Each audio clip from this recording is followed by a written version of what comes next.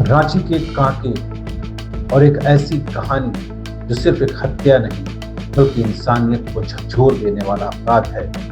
एक मासूम बच्ची जिस पर भरोसा किया गया, उसी भरोसे ने उसकी जान ले ली। आज हम आपको दिखाएंगे कैसे एक महिला जो बच्चों की देखभाल की जिम्मेदारी निभाती थी, वही बन गई कातिल। ये सिर्फ एक लाइन नहीं, ये उस खौफनाक सच्चाई का खुलासा है जिसमें एक बच्ची को पहले बंधक बनाया गया, फिर प्रताड़ित किया गया और आखिर में उसकी हत्या कर दी गई। क्या था पूरा मामला, कैसे रची गई साजिश और कैसे पुलिस ने इस कांड का पर्दाफाश किया, सब कुछ बताएंगे। कहानी की शुरुआत होती है साल 2022 से, जब एक आंगनबाड़ी से जुड़ी महिला बच्ची को अपने साथ रखने की बात कहती है। बहाना था देखभाल और बेहतर भविष्य, लेकिन वक्त के साथ सच्चाई बदलने लगी। सूत्रों के मुताबिक बच्ची को घर में ही कैद रखा गया, उसके साथ अमानवीय व्यवहार किया गया और धीरे धीरे ये मामला एक खौफनाक रूप लेता गया।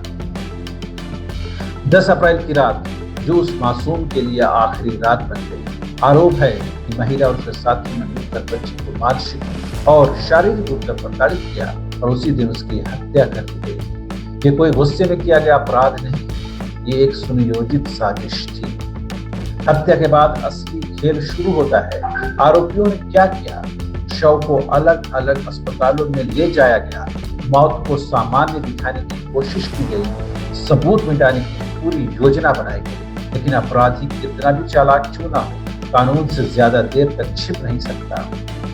पुलिस ने तकनीकी साक्ष्यों और सीसीटीवी फुटेज के आधार पर इस पूरे मामले की परत खोल दी और फिर महिला पर्यवेक्षिका सुषमा कुमारी गिरफ्तार कर ली थी। उसके 2 साथी की हिरासत में ले लिए गए। मोबाइल फोन, कार और हत्या में इस्तेमाल तमाम सामान जो है बरामद कर लिए गए, यानी हर वो सबूत जिसने इस कांड की सच्चाई सामने ला दी। अब सवाल सिर्फ गिरफ्तारी का नहीं है, सवाल सिस्टम पर भी है। एक बच्ची को सालों तक बंधक कैसे रखा गया? क्या किसी को भनक नहीं लगी? क्या निगरानी तंत्र पूरी तरह से फेल हो गया है? और सबसे बड़ा सवाल, क्या ऐसे अपराधों को रोका जा सकता है? ये सिर्फ एक क्राइम स्टोरी नहीं है, ये उस भरोसे की हत्या है। कांके की यह घटना हम सब के लिए एक चेतावनी है। अगर अब भी हम नहीं जागे तो अगली खबर शायद इससे खौफनाक होगी। अगर आप चाहते हैं कि ऐसे मामलों में सख्त कार्रवाई हो तो इस वीडियो को शेयर करें और अपनी राय कमेंट में जरूर दें। धन्यवाद। रांची के कांटे और एक ऐसी कहानी जो सिर्फ एक हत्या नहीं बल्कि इंसानियत को झकझोर देने वाला अपराध है। एक मासूम बच्ची जिस पर भरोसा किया गया, उसी भरोसे ने उसकी जान ले ली। आज हम आपको दिखाएंगे कैसे एक महिला जो बच्चों की देखभाल की जिम्मेदारी निभाती थी, वही बन गई कातिल। ये सिर्फ एक लाइन नहीं, ये उस खौफनाक सच्चाई का खुलासा है जिसमें एक बच्ची को पहले बंधक बनाया गया, फिर प्रताड़ित किया गया और आखिर में उसकी हत्या कर दी गई। क्या था पूरा मामला, कैसे रची गई साजिश और कैसे पुलिस ने इस कांड का पर्दाफाश किया, सब कुछ बताएंगे। कहानी की शुरुआत होती है साल 2022 से, जब एक आंगनबाड़ी से जुड़ी महिला बच्ची को अपने साथ रखने की बात कहती है। बहाना था देखभाल और बेहतर भविष्य, लेकिन वक्त के साथ सच्चाई बदलने लगी।